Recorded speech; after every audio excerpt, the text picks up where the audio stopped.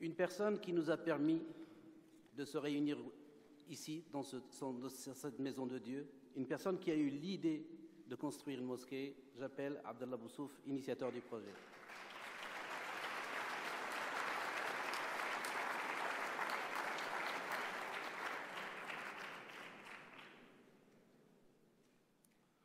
Bismillahirrahmanirrahim.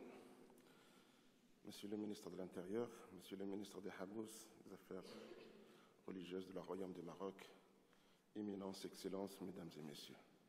Je n'avais pas envie de prendre la parole. Aujourd'hui, je suis ému de voir cette mosquée réalisée. À l'époque, nous avons rêvé. On a récité avec Martin Luther King, I have dream. Aujourd'hui, le rêve est devenu une réalité. Je suis très, très ému. On a parlé de moi, on m'a présenté comme l'initiateur de ce projet, celui qui a permis aux gens de se réunir aujourd'hui. Mais pour l'histoire, je tiens à dire une autre vérité, car l'histoire de l'Alsace est beaucoup plus importante que moi, que ma personne, ma petite personne. Il y a des gens qui ont initié l'islam dans cette ville et sont là présents aujourd'hui, venus de la Tunisie, de l'Algérie, du Maroc, de Liban, de l'Arabie Saoudite, du Koweït, du Qatar, d'autres villes françaises et européennes. Je tiens à leur rendre un grand hommage et à leur dire un grand, grand merci au nom de tout le monde et tous les musulmans de Strasbourg. Cette réalisation d'aujourd'hui, elle est là grâce à l'engagement des hommes et des femmes dans cette ville, sans exception, musulmans et non musulmans. Je commence par citer les premières rencontres pour discuter de ce projet avec les pouvoirs publics dans cette ville, le 25 mars 1993, avec Madame Catherine Trottmann, maire de Strasbourg, ministre de la Culture, porte-parole du gouvernement français à l'époque.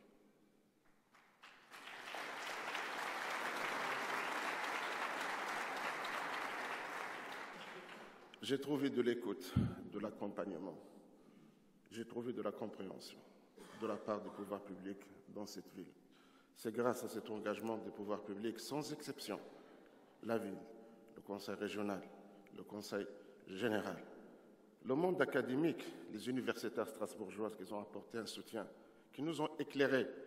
Les premiers statuts de cette mosquée ont été réalisés avec l'aide de l'Institut de droit local, avec aussi les professeurs et les chercheurs de CNRS, sans oublier le grand soutien des cultes dits trop connus dans notre région. Les catholiques, les protestants, les juifs, dans leur déclaration solennelle, apportaient le soutien pour les musulmans qu'ils doivent bénéficier, comme les autres croyants, d'un lieu de culte digne, solennel. Grâce à cet engagement et grâce à ce soutien que ce projet a été réalisé. Les premiers pas de ce projet, de la part des responsables de la mosquée, je suis un parmi eux, ça a été fait dans cet esprit de partenariat, démarche participative. On n'a jamais cru de faire une mosquée uniquement pour les musulmans. La mosquée, cette mosquée, est une mosquée de l'ensemble des citoyens de cette ville. Évidemment, c'est un lieu de culte, permettre aux musulmans de pratiquer leur religion de la dignité, mais aussi c'est un lieu d'accueil, un lieu où tout un chacun peut trouver de l'écoute et de l'accompagnement.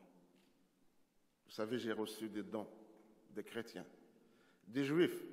Je me souviens toujours de quelqu'un qui est venu d'un petit village, Benfeld. Il a fait une quête chez ses voisins pour leur demander de contribuer à la mosquée de Strasbourg, parce que lui, il était dans la marine marchande. Alors, en voyageant à travers le monde, à chaque fois, il était dans une ville, dans le monde musulman, il a trouvé une église. Il m'a dit, c'est tout à fait normal aujourd'hui que les musulmans doivent avoir leur mosquée à Strasbourg. Alors, il a fait la quête pour la mosquée. C'est un nom musulman. J'ai reçu des chèques des juifs dans notre ville qui sont engagés à côté des musulmans pour réaliser ce projet.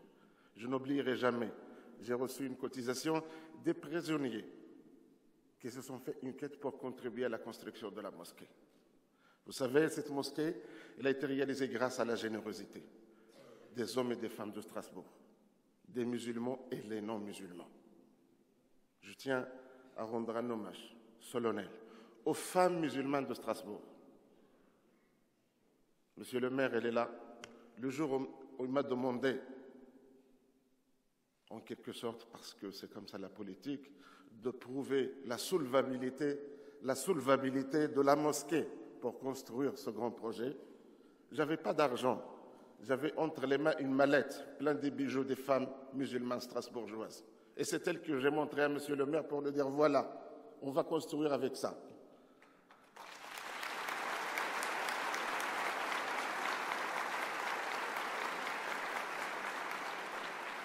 Je tiens à rendre un grand hommage parce que cette contribution a été décisive pour cette mosquée.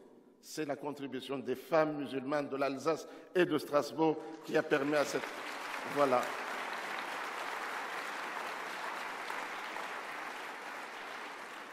Et je souhaite que cette femme aura toute sa place au sein de cette mosquée, y compris dans les instances dirigeantes.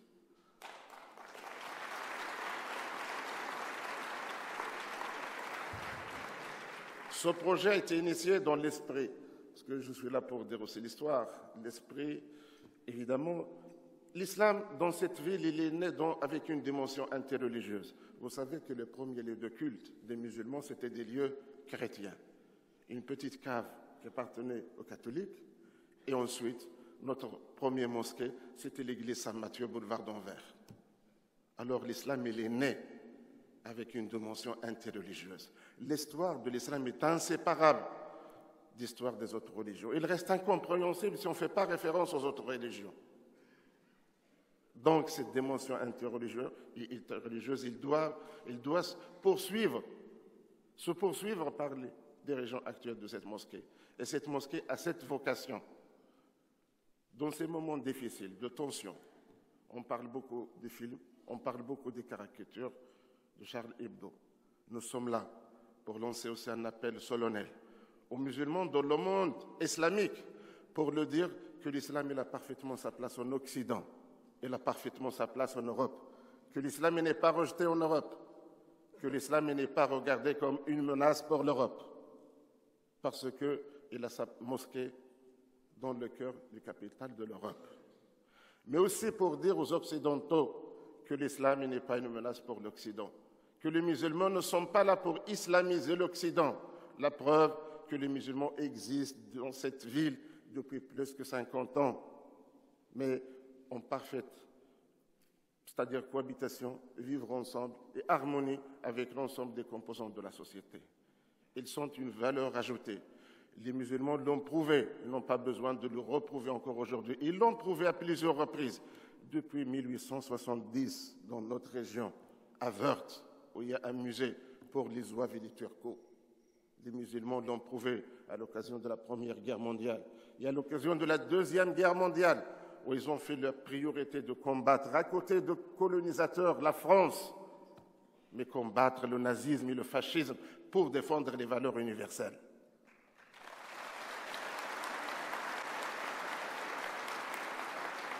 On n'a pas de leçon à recevoir aujourd'hui de l'intégration, ni de prouver notre attachement à la République. Nous sommes des républicains. L'islam et les Français est républicain.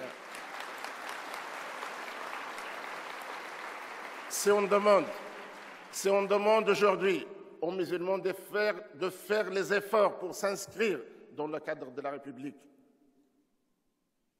et évoluer vers un islam français, je demande aussi solennellement aux hommes politiques de changer leur discours à propos de l'islam, d'abandonner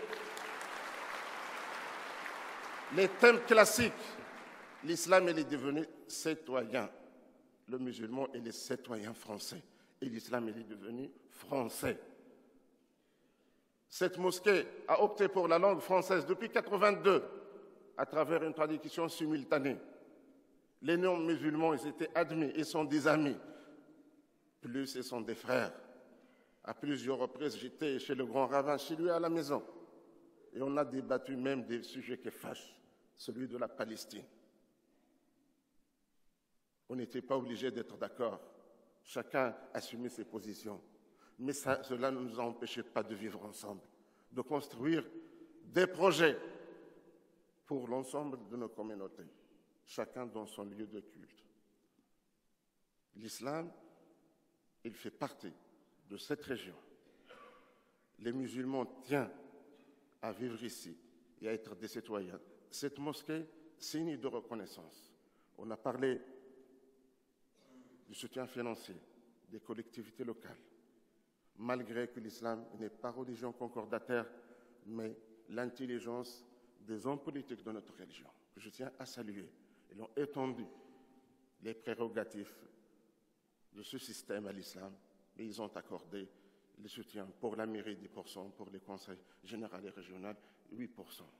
C'est un signe de reconnaissance.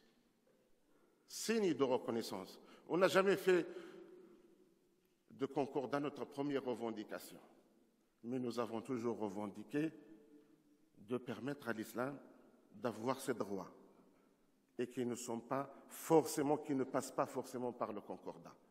Droit d'avoir des lieux de culte dignes, droit d'avoir un enseignement de l'islam à l'école publique, droit aussi d'avoir cimetière confessionnel musulman à Strasbourg, chose faite depuis l'année dernière, et d'autres choses qui sont réalisables sans faire recours au concordat. Nous avons privilégié à Strasbourg depuis longtemps le dialogue avec les pouvoirs publics.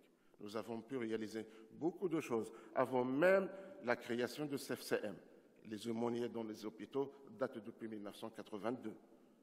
Dans les établissements pénitentiaires aussi du début des années 80. Je crois qu'il y a une certaine symbiose qui existe à Strasbourg entre l'ensemble des croyants et les non-croyants. J'ai été aidé, et vous savez aujourd'hui le monde musulman est traversé par des crises, par des débats concernant les relations de religieux et le politique. J'étais ici à Strasbourg en face des gens qui se déclaraient des vrais rouges, des athées, mais ils m'ont soutenu. J'étais soutenu dans cette ville par des athées, par des non-croyants. Au Maroc aujourd'hui, ceux qui se revendiquent de la modernité et de la laïcité, je sens qu'il y a un rejet de toute forme de religiosité dans nos pays arabes et musulmans. En France, dans le cadre de la laïcité, j'ai senti que ce n'est pas le rejet de la religion, mais c'est la neutralité de l'État qui est garante des consciences.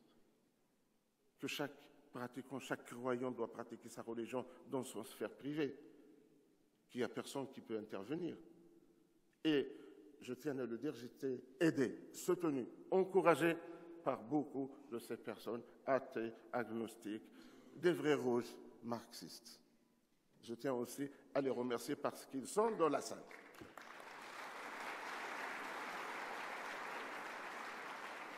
Le projet, au début, a été initié évidemment pour permettre aux musulmans de pratiquer leur religion de la dignité, mais pour avoir un lieu de référence, et notamment pour nos jeunes. Car nos jeunes aujourd'hui, ils ont marre de prier dans les caves. Ils ne peuvent pas aller dans les caves. Un citoyen français ne peut pas aller dans les caves pour pratiquer sa religion. Ça déshonore l'ensemble du pays et pas uniquement les musulmans.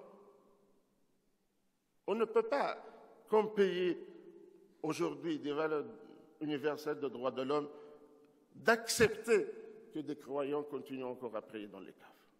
On ne peut pas l'accepter, autant que Français. Aujourd'hui, je crois que cette mosquée, elle est là pour donner ce sentiment de justice pour les jeunes. Ça a été créé aussi, cette mosquée, pour être, vous savez, cette architecture. Le choix d'avoir le toit suspendu, faire référence à l'architecture des ponts, parce que nous sommes là à côté d'un confluent.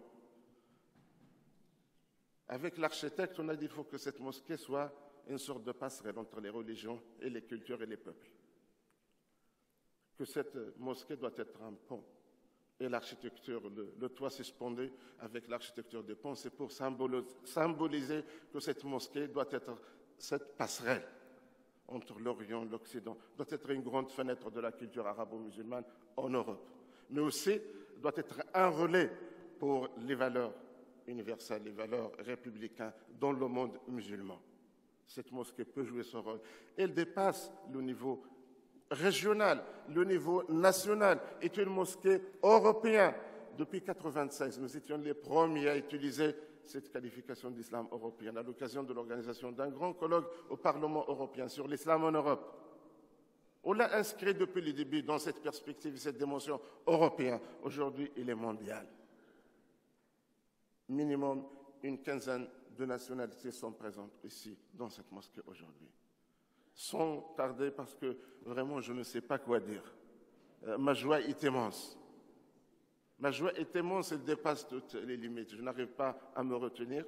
Je ne sais pas quoi dire pour vous présenter ce projet, ni pour vous parler de la communauté musulmane. Il y a énormément de choses à dire. J'ai vécu dans cette ville énormément de choses, beaucoup de joie. Évidemment, il y a des déceptions, beaucoup de problèmes, mais qu'on a su surmonter avec l'aide, comme on a dit, des pouvoirs publics, de la société civile, du monde académique, des religions. Je connais tout le monde, tous les visages ici. Je ne peux pas citer les noms, parce que c'est mes amis. Ils sont tous mes amis. L'ensemble des femmes et des hommes, ils sont mes amis. Je ne peux pas citer tout le monde. Je m'excuse et je vous remercie de m'avoir écouté. Excusez-moi si j'étais un peu lent et bavard.